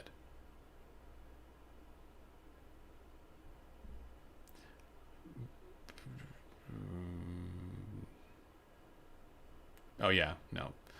Syned is basically pointless. The only time when it would be somewhat relevant is if you had a score of like 40 or 50.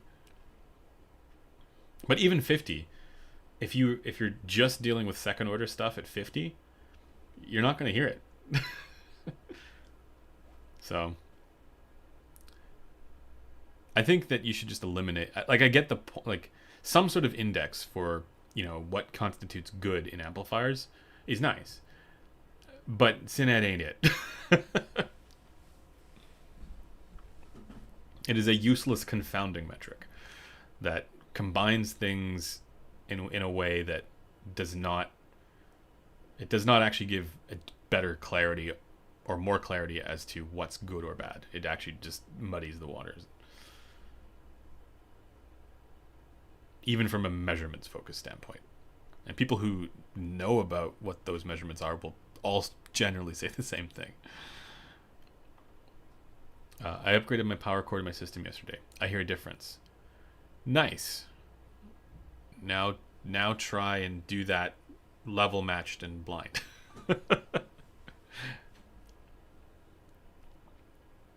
I think that doing that kind of stuff might help with like tube amp situations, because that was one where I did notice a difference, but it was like it just, sometimes like there's like the background hum for certain designs. That was something that helped there, but I don't know if that's something that you need to care about for solid state. And like the power to my house, like I'm in a particularly old hovel of a house, like a apartment it probably should be condemned, and I live in pure squalor. The water doesn't really work properly, and it's full of rodents in the walls, and things are collapsing. So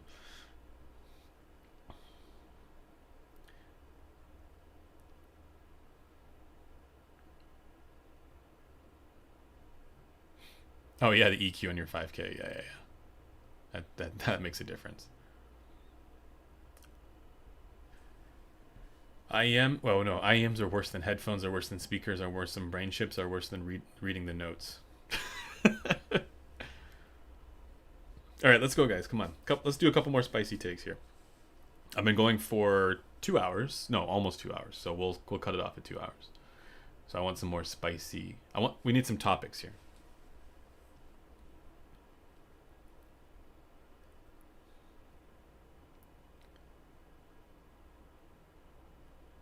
All right.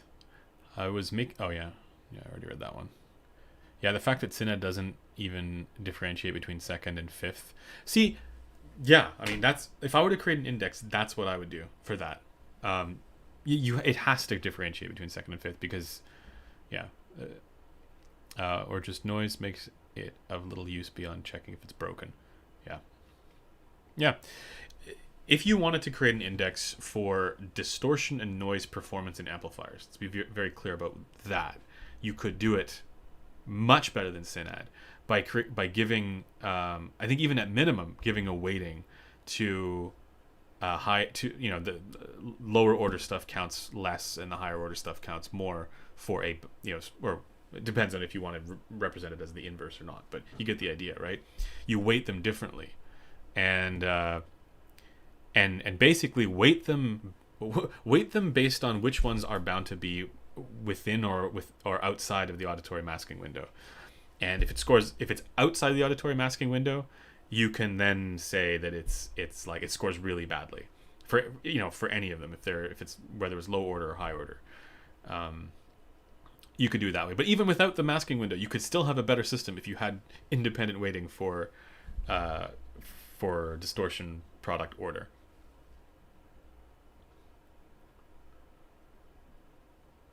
Spending money on CanJam is better than spending money on headphones. IEMs are better than headphones. Disagree. But I think if you find the right IEM, it can be better than closed-back headphones, yeah. But I think because so much more, this is something that Corinne's talked about as well, but because so much more needs to be assumed about your anatomy, you're bound to have a harder time finding IEMs that actually sound amazing to you. And there's going to be a lot more variation for the way people perceive IEMs. Because it's not interacting with as much of your actual anatomy. So the tuning needs to assume what the anatomy might be, and that's often wrong. It's more likely to be wrong than it is right. So I think tuning IEMs, I think if anything, IEMs should not converge. Speakers can converge because it interacts with all of our anatomy, including our torso. Headphones can converge somewhat, but IEMs probably shouldn't really converge all that closely.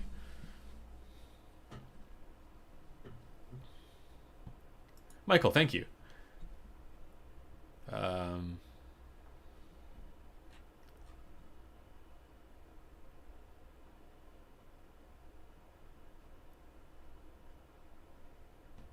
Wait, you're going to Can Jam Ace of Spades? Or you're just, is that aspirational? If you go, say hi.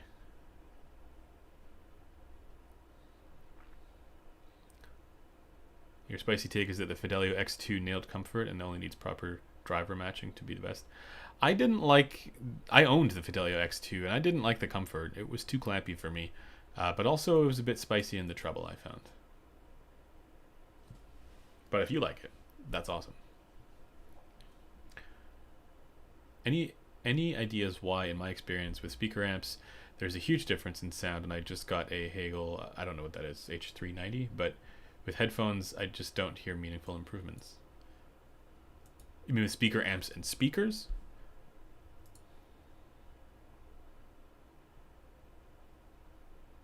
I'm not quite sure if I understand what you mean by that question or that comment. But one thing that we have to keep in mind, and I'm not saying that you or anybody's doing this, but like when we are making evaluations of source equipment, any slight difference in volume level is going to have a substantial effect on what your preference is, because louder is generally more well received by everybody. And so if you swap out a piece of source, like from one into the other, and you haven't done with an external calibrator or some other external way of level matching, it's impossible to get a reliable test or result. Like, I don't care as much about the blind stuff. Like, I think that the blind stuff is, it reveals interesting things, right? But I don't think that that's, I've said this before, I don't think we should overinflate the blind aspect of things, even though I agree to a certain extent that if you're doing, large scale testing, you have to do it blind. But for individual testing, right, I think what's far more important than that is making sure that you're level matched for volume. Like, especially if we're there, like, we're not buying these headphones, right? We have them on loan, they're demo units, they get brought up from the warehouse, but we don't own them. I certainly don't own any of this stuff. And I'm not paying money for it, so I'm not on the copium treadmill for any of this kind of stuff. And so if something is higher priced, it means literally nothing to me. It just means that it competes with a different group. Right? And the expectations for what it should be is now reflected by what group it's in. But that's it. So I think for people who are buying headphones, that is going to have an effect, yeah. But if you're reviewing them and you don't buy them and you don't own them, or there's nothing about it that has any, there's no effect of its, relative value on you, then I think it's probably okay.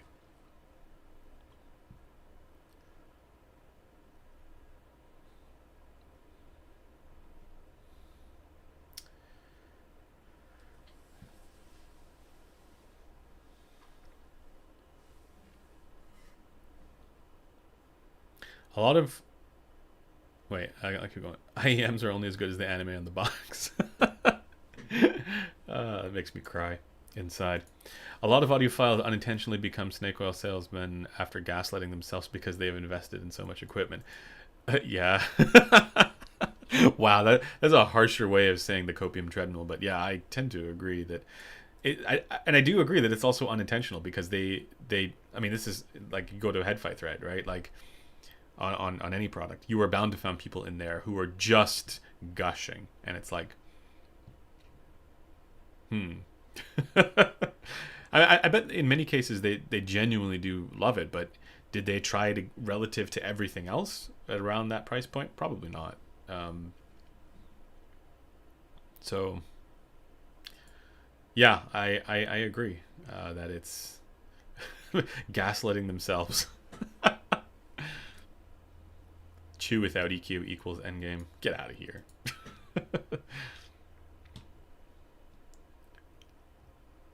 Eardrops when you sneak up behind someone and drop headphones over their ears, which negatively affects their review of you.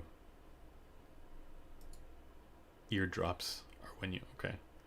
Just like,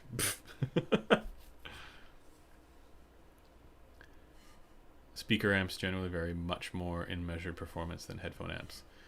Yeah, but what I was unclear what was meant by that is if it was to do with headphones, like the difference going from one headphone to another wasn't significant for him, but going from one amp to a speaker amp was.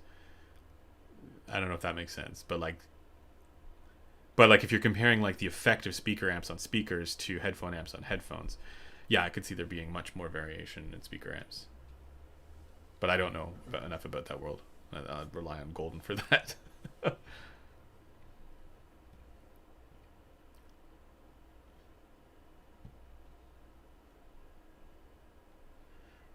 CanGem should be in Canada.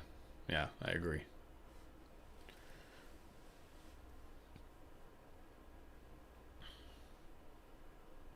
Okay.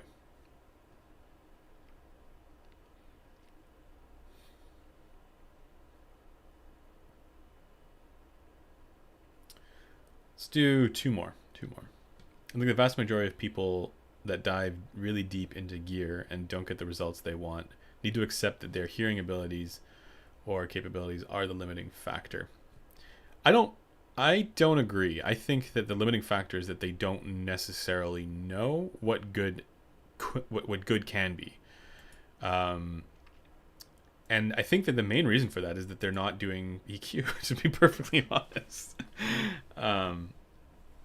Like even with the best gear out there, it can always be improved. It can always be improved with EQ.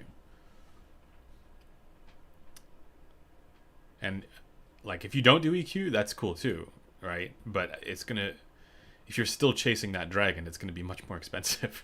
All right, Hi-Fi Ananda versus Meze 109 Pro versus Focal Clear. The Clear is the punchiest, the Ananda is the best tuned, and the 109 Pro is the most comfortable.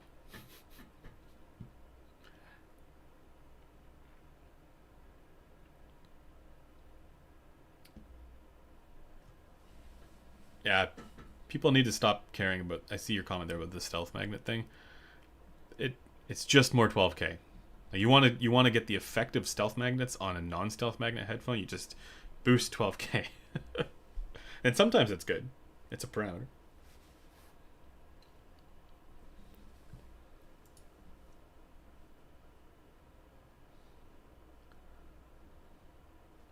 Okay, both people complaining about something measuring worse than another thing, and also people complaining about things not being musical enough, are elitist chumps. Let people enjoy things. So you're talking about, like, on the one hand, you have a group who's like freaking out or reeing about, like, you know, deviations from a target, and on the other hand, you have people who are like, you know, well, even if it matches, the stuff that matches the target just sounds sterile and boring. Doesn't sound musical. You're saying they're both elitist chumps. Well, I'm just going to say, I get the point, but I'm just say they're both wrong. About you know the you know what's going on there in reality, because you can get.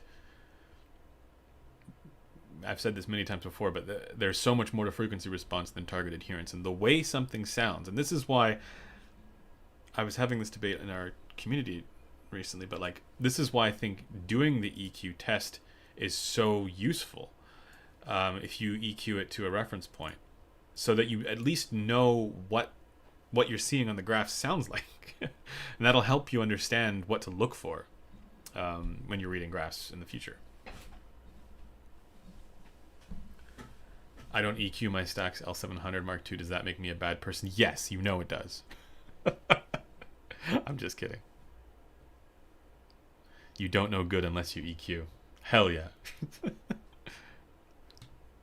No, I don't, like, if you don't EQ, that's fine. And actually, I firmly believe that, like, past a certain price point, people shouldn't be expected to EQ, right? Because if you're spending a certain amount of money, you should be able to feel confident that what you're getting isn't a flawed design.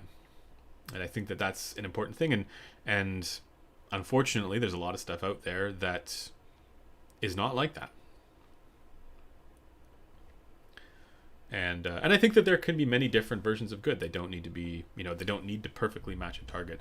It's funny because like I think there's a lot of people, because I focus on measurements a lot and I'm really into headphone measurements. A lot of people think that I'm just about target compliance and that's all that matters. And one of the ASR simps, but that's not what we're doing. There's so much more to it than that. But the reference point is an important thing for people, and again, I say this, to kind of repeat the point that it gives you so much clearer picture of what you're seeing on the graph. It gives you an experiential reference point for what you're seeing on the graph. And even if you like it better, with all the, if a headphone has a whole bunch of deviations and whatever, if you like that better than the reference point, that's cool. But you need to know what that difference is. You need to know, okay, here's reference, and then here's the headphone, and that, with whatever colorations that it has, and having that experiential reference point is key. Because otherwise, what you're looking on a graph, like, you're bound to make mistakes. You're bound to read the graphs incorrectly. And this is, I'm going to echo what Jude said a long time ago, which is, he did a presentation at CanJam SoCal about this. But, nobody is a human FFT. So if we're, I'm going to borrow a phrase from Blaine. If we're trying to spider milk the minutia, the fine grained stuff, we've sort of lost the plot a little bit. Because you don't know what that's going to translate to experientially until you listen to it, until you get that, immediate changeover from the reference point. And this is why I think EQ is so important in evaluating headphones.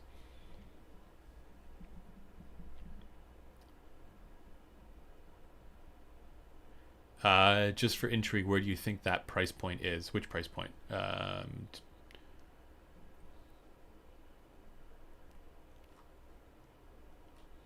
I maybe missed something.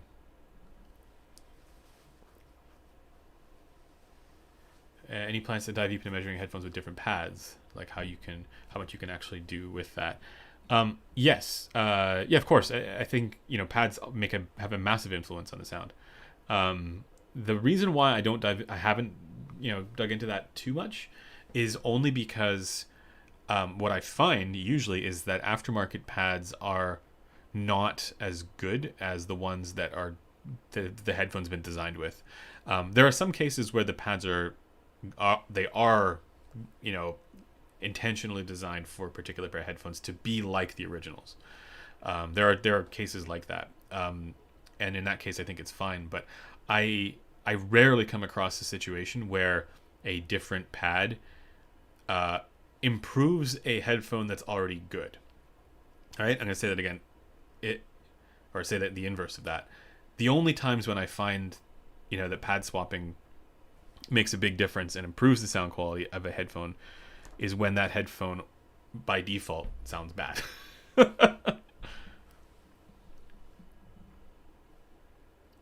Oh, the not expected to EQ to make up for design flaw price point. Okay, I have a spicy take, and this is my last one for the day, guys. So my spicy take on that is that because there are so many really well-tuned headphones under $500, and as you go above that, the tunings get more and more esoteric. I'm going to say $500 because there's the status quo for stuff that's between like 300 and 500 is that, yeah, that's probably where you can be really confident about the tunings. Not all the time, but like from well-respected brands like Sennheiser and like there's the Hi-Fi Man Edition XS and stuff like that, right? The R70X is in there from Audio-Technica. Like the tunings for all of those are at least good, or generally good. The Sundara's in there, and then when you go into the sub $1,000 stuff, yeah, there's some well-tuned stuff in there, but you also have headphones like the GL2000. And then you get up into the ultra high end stuff, and then there's even more esoteric stuff. That you get stuff like this, right, where tuning is things are starting to get a little bit more strange, and that's fine. But people should at least know that They should at least have some sense of what's going on there, and not just be persuaded by a price tag, by marketing material, by fancy materials, you know, a story, a brand story. These are all important things. You got to have good build quality. You got to have good aesthetics. You got to have good comfort. But the sound quality should be there too. And if it's not there, and it doesn't need to be a Target compliant thing, it just has to not sound like harmonically imbalanced. You know, that should count. And so for me, the inflection point there, the watershed for where we should expect, you know, good sound quality, is you know, somewhere between $300 and $500. And if it's higher than that, you know, you shouldn't have to. I feel like, you know, yeah, if you're buying a $300 headphone, for example, I feel like you shouldn't have to EQ. If you're buying a $1,000 headphone, you also shouldn't have to EQ.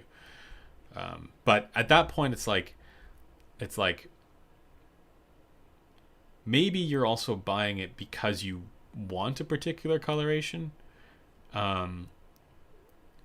So maybe there's that. Maybe, you know, I made this point like in a couple of streams ago that like if you people who are spending thousands of dollars on headphones might just be more specific about the type of sound that they want. And so what they're paying for isn't like, they're not intentionally trying to get something that's neutral. They're intentionally trying to get something that's got a little bit of coloration or flavor to it. I think that's fine too. But the point about like the difference between EQ required and you shouldn't and EQ optional, I think that inflection point hits pretty early. Because again, like it's that thing, like if I'm spending $1,000 on a pair of headphones, I should feel confident that what I'm getting is like gonna sound good to me. At the very least, that it's not gonna sound wrong or broken somehow. And unfortunately, there are a lot of headphones that if you spend that kind of money on it, they sound quite wonky. And we do this EQ stuff in an effort to kind of like improve that, to help with that, because you, unfortunately, you know, you can't know unless you actually listen to it. So the thing that I will leave you guys with is that if you are in a situation where you don't have a local shop where you can go and try stuff, make sure whatever you're getting has a good return policy, and then also like try your best to you know, learn about frequency response beyond target adherence. I'll just put it that way. You know, try and get a sense of what, you know, what to look for in frequency response that's good for what you want.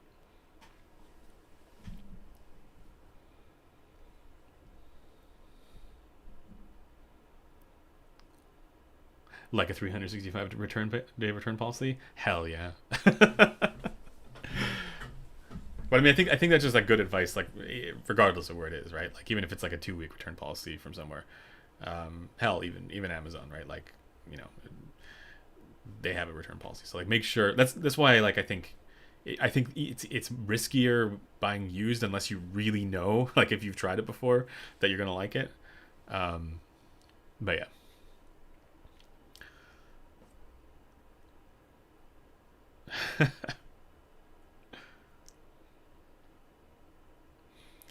But, you know, use the graph is what I will say. Use the graph, use EQ, and importantly, use EQ to know what you like, right?